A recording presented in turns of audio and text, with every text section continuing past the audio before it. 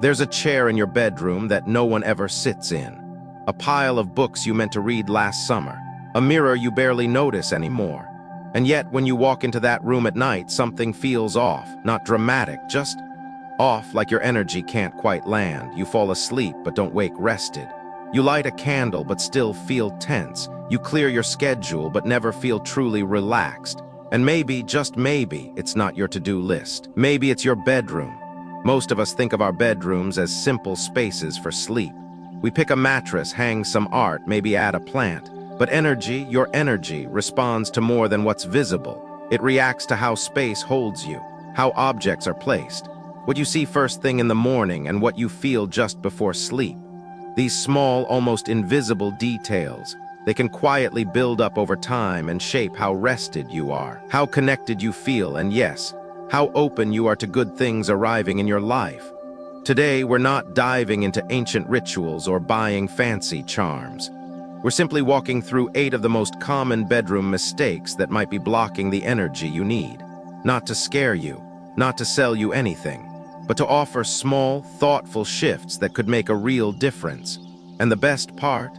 You won't need to knock down walls or hire a consultant. Most of these shifts are as simple as moving a lamp, softening a light, or clearing space on the nightstand. You might be surprised by how much lighter you feel mentally and emotionally after making just one of these changes. So take a breath. Step into your bedroom not just as a space, but as a mirror. Let's see what it's quietly trying to show you. Mistake 1. The bed that's boxed in. Most people never question where their bed sits in a room. It's either placed where it fits, where the outlets are, or where it looks most centered under a window or piece of art. But here's something we rarely ask ourselves. Does my bed have space to breathe? Not metaphorically, physically. Does energy have enough room to move around it? Or have we unknowingly boxed ourselves in? If your bed is pushed against a wall on both sides, or wedged between nightstands too close to your arms, or cornered off with furniture towering nearby, your body registers it, even if your mind doesn't. You might still sleep, you might still rest, but deep down there's a subtle sense of being trapped, of not having room to expand, of living in a space that says, stay small. And when we sleep in a tight space, we think tight thoughts, we make safe decisions, we play small, because our environment is quietly reinforcing that posture every single night. Take a moment. Picture how children build pillow forts, cozy, safe, hidden, but not where you'd want to spend every night of your life. Now think about your own bed. Do you climb in sideways because there's no space to walk around it? Do you hit your shin against a corner every morning on your way out? Do you feel like everything in the room is closing in just a little too much? These details matter, not because they look bad, but because they feel heavy. A boxed-in bed doesn't just block physical movement, it blocks emotional breath. And over time, that adds up. You might feel more fatigued, less inspired, and strangely confined in your own life. That's not spiritual fluff. That's energy responding to environment. And that environment, you designed it, which also means you can shift it. In Feng Shui, we often talk about Kai, the invisible life energy that moves through space. But you don't need to believe in Eastern philosophy to know that some rooms feel open and some feel tight. And those feelings aren't random. They're built, one furniture decision at a time. A well-placed bed allows space on both sides, even just a couple feet. This isn't about symmetry, it's about movement.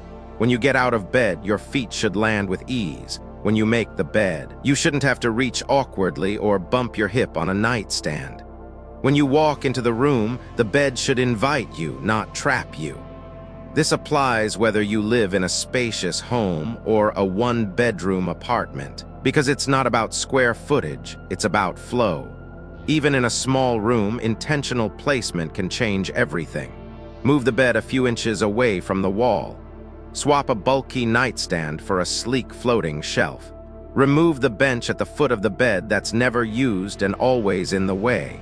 It's these simple, deliberate shifts that begin to change how a room holds you and how you hold yourself. Here's the emotional truth of it. Many people keep their beds boxed in because it feels safer that way. Subconsciously, there's a sense of protection, a wall on each side, No one can sneak up.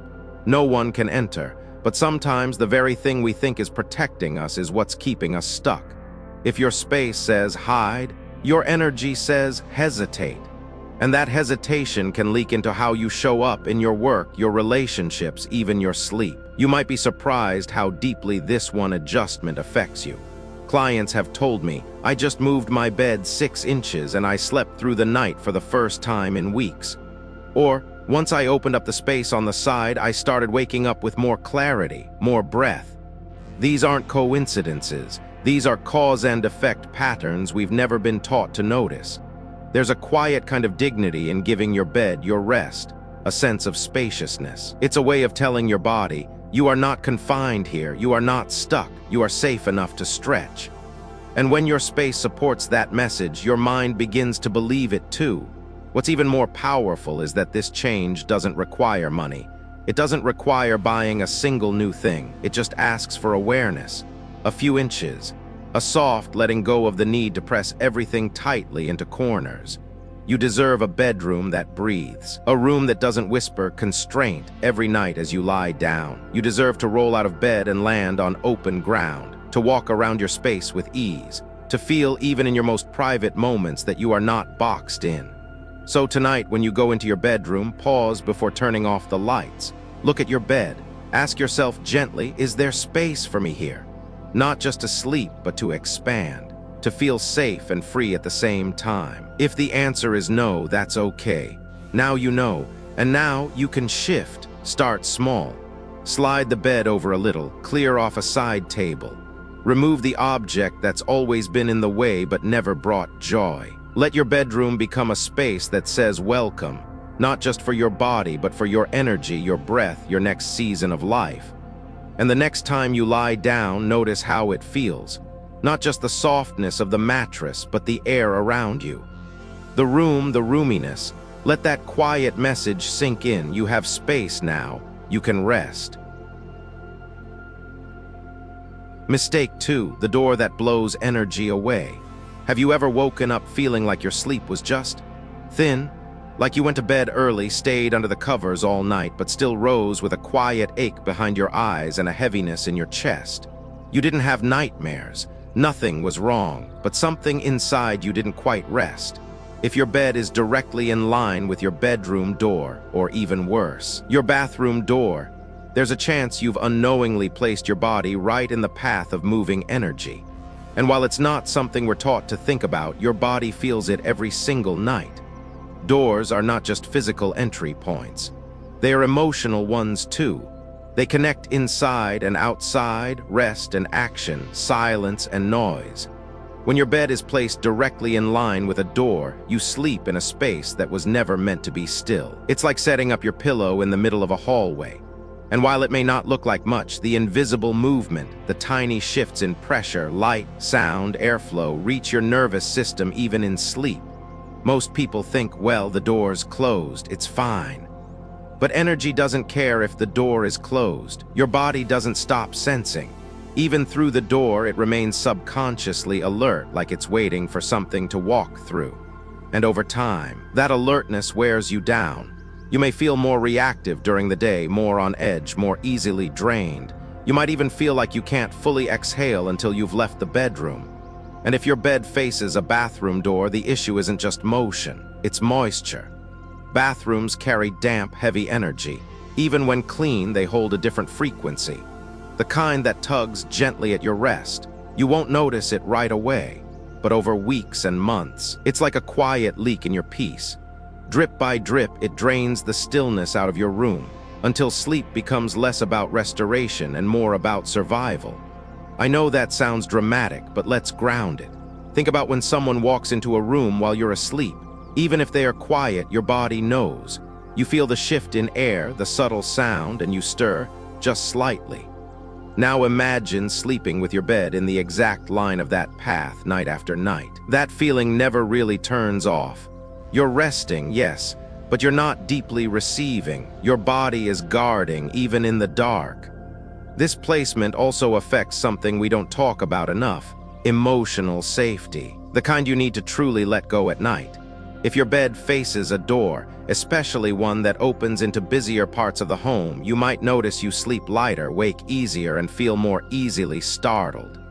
Not because something is wrong, but because your body is doing exactly what it was designed to do: protect you from exposure. So what can you do? You don't need to remodel your home, you just need to soften the current. First, if your bed must stay in line with the door, place a light curtain, room divider, or sheer screen between the two. It's not about blocking completely, it's about diffusing. Let the energy slow down before it reaches you. You can also place a small plant, a piece of soft furniture, or even a tall lamp at the foot of the bed to act as a gentle visual pause. These don't have to be expensive. They just need to shift the line of energy from direct to indirect. For bathroom doors, keep them closed as a practice. Add a small piece of art on the outside or place a bowl of sea salt inside the bathroom to absorb residual heaviness. Most importantly, keep the space dry, ventilated, and clean. The bathroom should never spill its mood into the bedroom. And here's something you might not expect. Light matters too.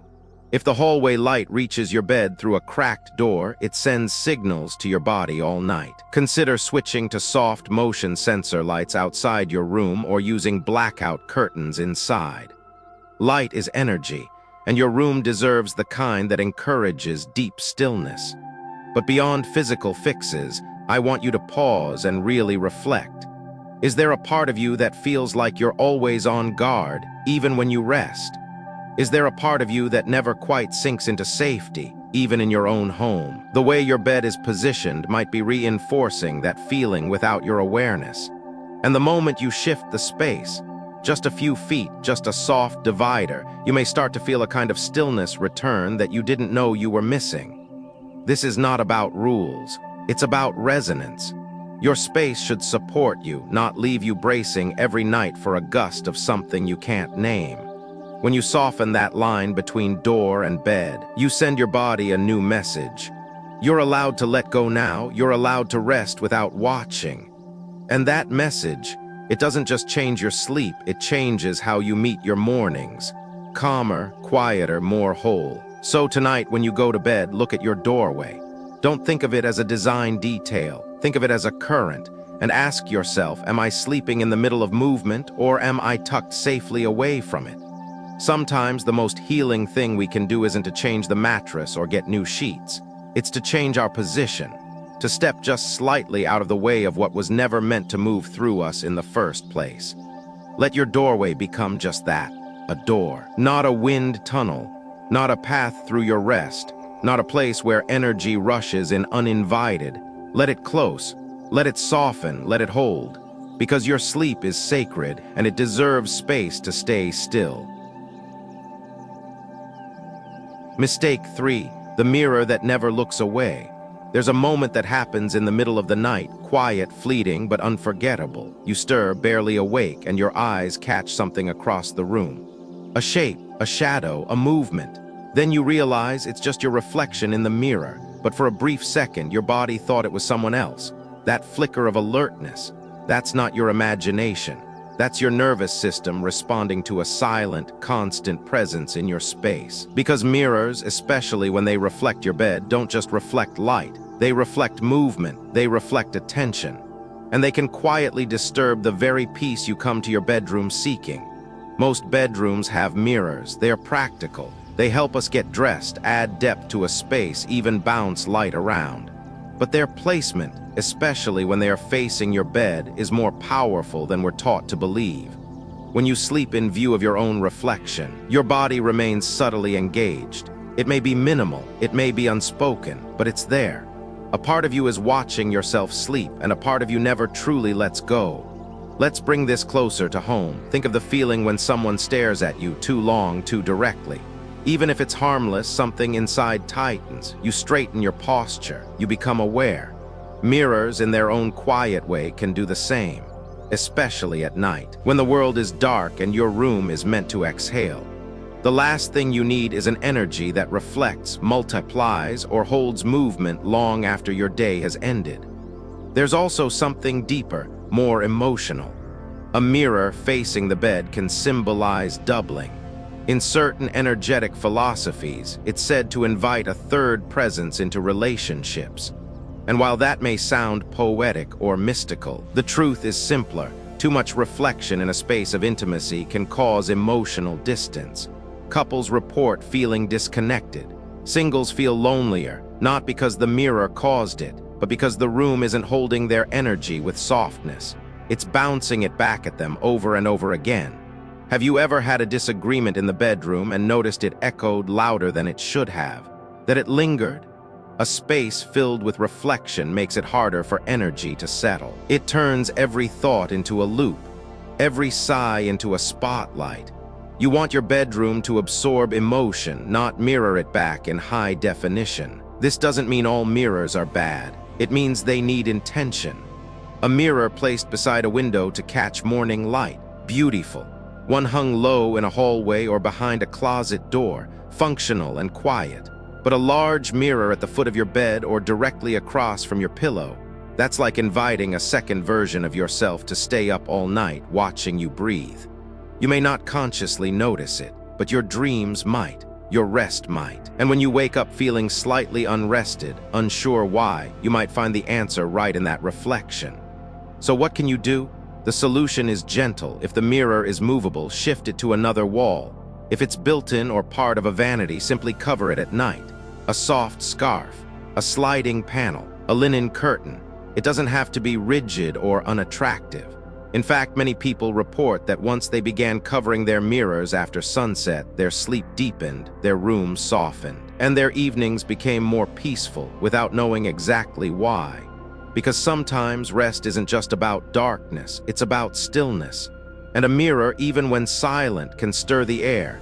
Let this be your reminder: your bedroom doesn't have to reflect you. It has to receive you, to hold you without doubling, without questioning, without shining anything back. A room that reflects nothing allows you to feel everything. It invites you to go inward instead of outward, to be, rather than perform. So tonight, take one look around your bedroom. Not for style, not for clutter, but for reflections. Ask yourself, is this mirror helping me return to myself or pulling me out of peace? And if the answer feels unclear, try covering it for one night. Just one. You might be surprised by how quickly silence returns, how sleep wraps you differently, how even your breath feels more your own. You deserve a space that watches over you, not watches you. You deserve to sleep without the echo of your own image in the dark. You deserve rest that doesn't multiply itself, but deepens, expands, and holds. Let the mirror go still. Let it turn away. Let your bedroom become a space where nothing stares back. Only softness, only you. Mistake 4, lights that can't whisper. You walk into your bedroom after a long day, switch on the light, and without realizing it, your body tenses just a little. The bulb is bright, almost clinical. It fills every corner. It shows every wrinkle in the sheets, every bit of dust on the dresser. There's no place to hide, no place to soften, no place to land. You're home, but you're not at peace. And the reason might be this: the lights in your bedroom have forgotten how to whisper. Light is energy. It doesn't just illuminate, it directs attention, shapes mood, and sends signals to your nervous system. Harsh, overhead lighting, the kind that mimics a doctor's office or a department store, keeps your body alert. It activates your brain, sharpens your eyes, and tells your entire system, stay awake, stay ready, stay on. But when you're in your bedroom, that's the last thing your body needs to hear, because your bedroom isn't a performance space. It's not a workspace. It's not a showroom. It's a retreat, a sanctuary, a place for your body to dissolve, not to engage. And if your lighting doesn't know how to support that, you'll feel it night after night, in the way you sleep, the way you feel, and the way you wake. Think about how light feels in nature. The soft gold of the sun as it sets behind the trees, the gentle flicker of candlelight against a wall, the hush of dawn before the world opens. Those lights don't demand your attention, they hold it, they comfort, they cradle, they invite stillness. Your bedroom lighting should do the same, not blind you, not expose you, not follow you like a spotlight, but wrap you, hold you, make your breath slow without asking. Many homes are built with one central light source on the ceiling, bright, often cold, and directly above your bed. It gets the job done. But it doesn't understand intimacy. It doesn't create softness. It doesn't help your mind slow down after a day of overstimulation. And this is the part most people don't realize. Even if your room is silent, the light might be shouting, and your body listens. So what can you do? You don't need to rewire your whole room. You just need to layer your light, gently, thoughtfully, like you'd layer warmth on a cold evening. Start with warm-toned bulbs. Look for soft white or warm white light, never daylight or blue-toned. Place lamps at eye level, not above. Let them glow from the corners of your room like quiet sentinels, not hovering overhead like searchlights. Add a dimmer if you can, or use bulbs with lower wattage for nighttime hours. The goal isn't to darken your room, it's to change its tone, from bright to soft, from sharp to smooth, from awake to you're safe now.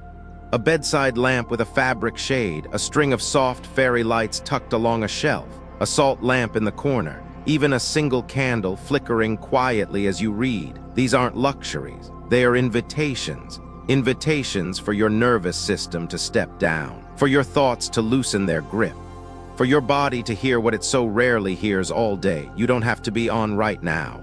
And light doesn't just affect your rest, it shapes your emotions. A bedroom with cold lighting rarely feels romantic, rarely feels cozy. It may look clean, it may feel organized, but it doesn't feel safe. It doesn't feel like a place where you can cry without shame, or laugh without looking around, or undress without critique. Soft light gives you emotional permission to be raw, to be slow, to be quiet, to simply be. Here's a simple truth: if your bedroom light feels like a spotlight, you'll feel like a performer, even in private. But if it feels like a whisper, you'll feel like a person again. A whole, tired, deserving human being worthy of softness and stillness at the end of the day. So tonight, before you turn out the light, look at it. Not just with your eyes, but with your body. Does it soothe you or sharpen you? Does it say, rest now or stay alert? If the answer feels like tension, it might be time for something warmer, something lower, something that holds you without blinding you. Because rest is more than sleep.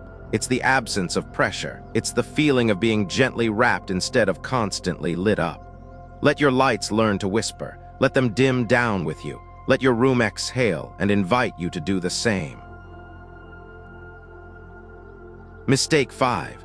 Decor that doesn't know when to be quiet. Walk into your bedroom. Look around slowly, not to admire, not to judge, just to feel. Is the room quiet, not silent? Quiet, emotionally quiet, energetically soft? Or is it buzzing with objects? A photo frame here, a souvenir there, a vase with no flowers, a candle you meant to light 2 winters ago. A pile of books waiting for your attention. A chair covered in clothes that haven't been worn in months. Nothing is loud on its own, but together they speak. And sometimes they speak all at once. Most people don't realize that decor can be noisy. Not audibly, but energetically. Every object in your bedroom carries memory, meaning, or intention, even if you've forgotten what it is. That statue on the shelf may remind you of a trip you loved, or a trip you took alone when you wished you weren't. That necklace on your dresser might be beautiful, but tangled with a story you don't revisit anymore. That stack of letters in the drawer might still whisper things you no longer want to hear. Your bedroom holds your past, and it holds it close. But the question is, does it still serve your present? Bedrooms are sacred not because they're fancy, but because they are honest. It's where you wake, where you cry, where you undress, where you return after a long day and whisper, I'm home. But when the room is filled with things that speak too much, too brightly, too constantly, it becomes hard to rest.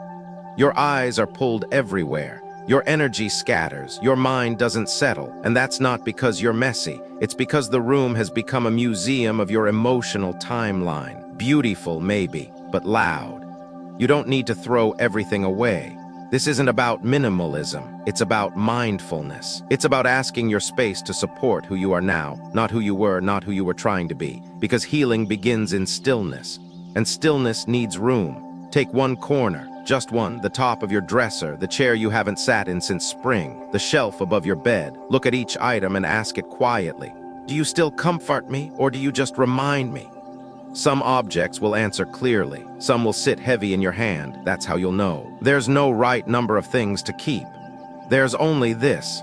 If something makes you sigh when you see it instead of breathe deeper, it may be time to let it go. And here's the deeper part we don't talk about enough.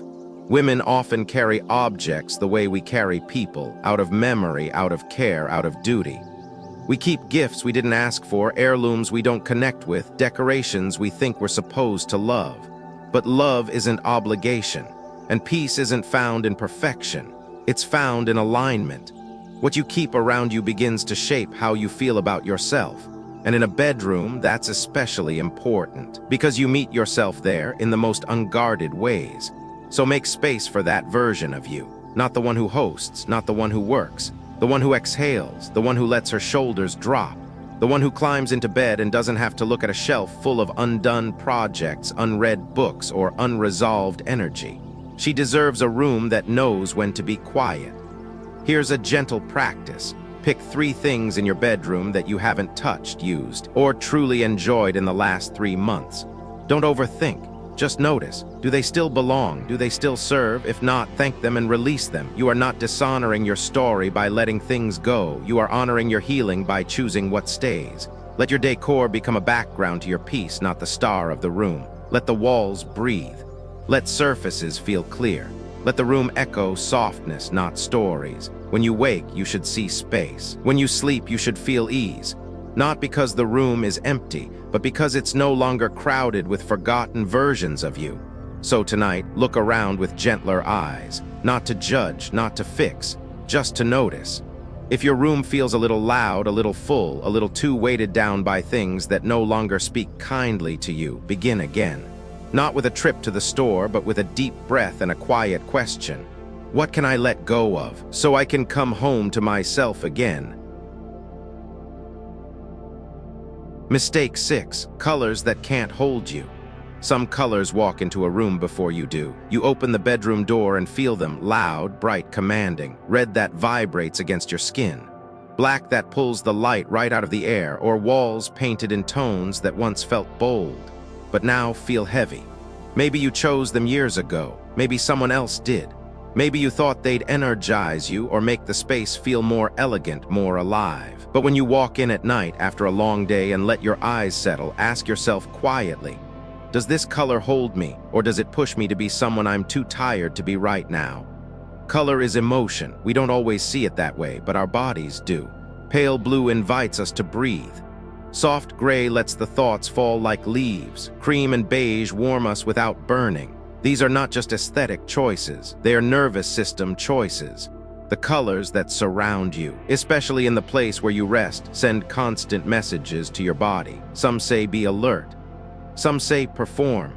Some say nothing at all, but the right ones, they say you can let go now. Think of how it feels to walk into a spa, a quiet bookstore, a peaceful cabin. The light is soft. The colors are muted. You immediately exhale, and it's not because of the smell or the service. It's the palette. The room itself is whispering. Now think of your bedroom. Is it whispering, or is it still speaking in the voice of who you used to be? Many of us choose colors based on what we think we should like. We're told bolder is braver, that red is sexy, that black is sleek, and maybe that was true once. But your bedroom isn't the place to prove anything. It's the place to unprove everything, to be unbrave, unpolished, unfinished. And for that, you need a color that doesn't perform. You need a color that simply holds you. If your walls are dark and dramatic and your sleep feels shallow, it may be time to soften. If your bedding is patterned with high-contrast prints and you wake up feeling overstimulated, it may be time to slow the rhythm. And if you've always felt a strange heaviness when you walk into the room, like the light can't quite land, don't reach for a new lamp. Look at your walls, your curtains, your headboard. Some colors don't absorb your stress, they amplify it. This doesn't mean you have to repaint the entire room tomorrow. It means you get curious. Start small. A new bedsheet in pale lavender, a soft gray throw blanket, a creamy toned lamp. Let the space teach you how it feels to be held rather than styled. Notice if your breath slows, notice if your shoulders drop. That's not superficial. That's nervous system healing expressed through color. And if you love bold tones, don't worry, you don't have to erase them, you just have to balance them. Think of color as seasoning. A little bit adds depth. Too much overwhelms the dish. A rust-colored pillow, a deep green plant pot, a gold frame on a quiet wall. Let the accent be an accent. Let the backdrop be peace. And here's the part we forget: your eyes, like your heart, tire of too much. They want rest, and rest doesn't come in contrast, it comes in calm. Bedrooms are not meant to impress, they're meant to dissolve. When your eyes see calm, your body follows. When your body softens, your thoughts do too. And in that stillness, healing begins. So tonight, dim the lights, sit on your bed. Don't scroll, don't adjust, just look around. How does the room feel, not as a photo, but as a place that holds your tiredness, your quiet joy, your unspoken grief? If something feels too loud, too bright, too sharp, imagine who you could be without it. And then when you're ready, begin shifting, not out of guilt, not out of pressure, out of kindness, because the right color doesn't shout, it doesn't fix, it doesn't define, it receives. Let your room be a place where color doesn't dress you up, but lets you take everything off. Let it be soft enough for sorrow, warm enough for hope, light enough for joy. Let it feel like skin, like breath, like exhale, because when color holds you right, you don't have to hold yourself so tightly. Mistake 7. One side always empty. You make your bed in the morning, tuck the sheet, fluff the pillow, just one.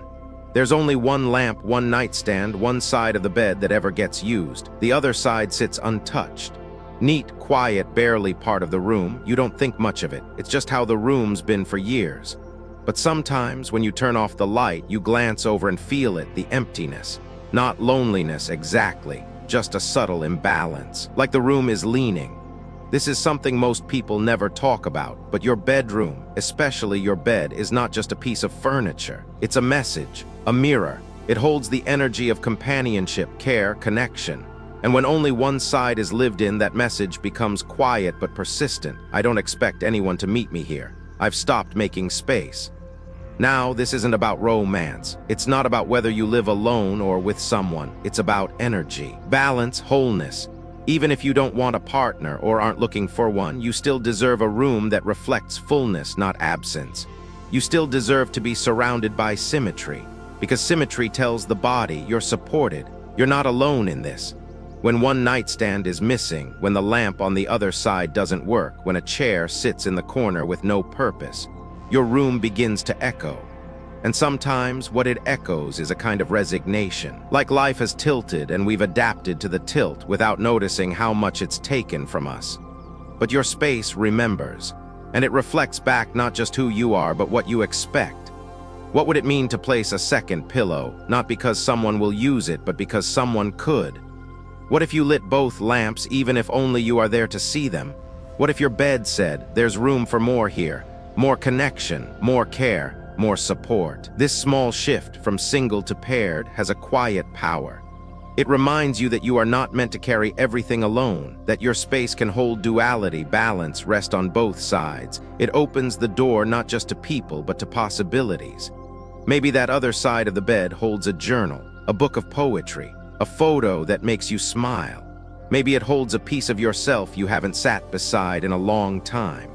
So many women, especially later in life, unconsciously close off one half of the room, thinking it's practical. But what's practical isn't always what's healing, because healing means creating space for what you want to feel, not just what you already have. And sometimes just setting up 2 pillows, 2 lamps, 2 places at the table is enough to start that shift. This doesn't have to be perfect. The lamps don't need to match. The nightstands don't have to be identical. It's not about aesthetics. It's about alignment, a feeling of harmony, a quiet knowing that you are cared for by yourself, by your space, by something bigger than both. And if this idea brings up grief, that's okay. Sometimes the second side of the bed belonged to someone we lost or someone we loved. Sometimes it holds the echo of a season we're no longer in.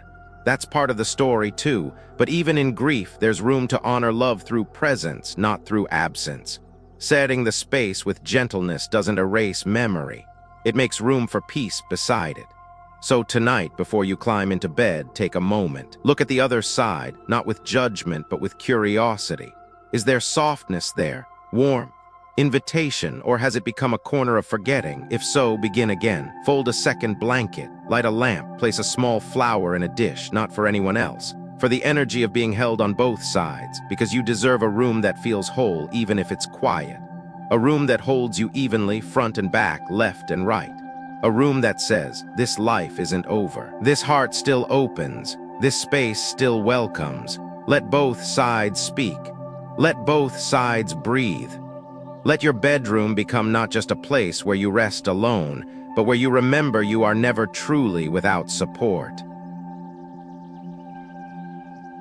Number 8, air that hasn't moved in months. There's a kind of heaviness you can't see, but you feel it. You walk into the room and though everything looks clean, something hangs in the air. Not dust, not clutter, just stillness. The kind that doesn't soothe, the kind that settles into your shoulders and stays. You might think you're just tired. You might open the window for a minute and forget to notice. But what you're feeling is energy that hasn't moved in too long. And your body, your breath, your spirit, they notice. We often clean our bedrooms with a vacuum, a wipe, a load of fresh sheets. But energy has its own kind of dust. The residue of last winter's sadness. The echoes of arguments never resolved. The grief that lingers in the corner chair. The months of I'm fine whispered into a pillow. Air remembers. Walls remember. Spaces, even when still, hold what we leave behind. And when that buildup goes untouched, it begins to slow us down, emotionally, mentally. Physically, our sleep feels thick.